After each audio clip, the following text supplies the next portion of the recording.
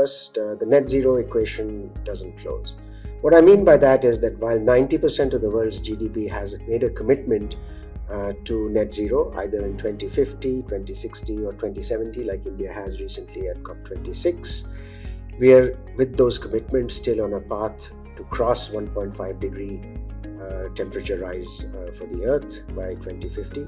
The second point I would make is that the demand for decarbonized products is already beginning to exceed the supply of decarbonized products. Just as an example, green steel demand by automakers in Europe for making less carbon cars will very soon exceed the availability and the supply of green steel. If I come to Asia, Asia's place in this is unique and is different.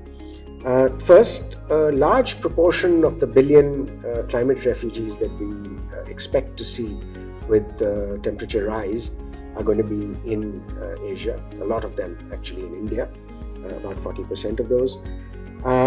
And there's a very substantial investment that Asian countries would have to make to transition their economies towards net zero. Just to give a sense, the world's own overall investment in land systems, mobility systems, and energy systems will have to be about 7.5% of the global GDP over the next 30 years, year after year. In Asia, it differs. It's about 5% or 4 or 5% of China's GDP, and for a country like India, it's about 11%. So a substantial amount of investment is going to go. Which brings me to my fourth point, that really this opens up a whole host of opportunities for companies and for countries. New mobility systems like EV two-wheeler systems will get created.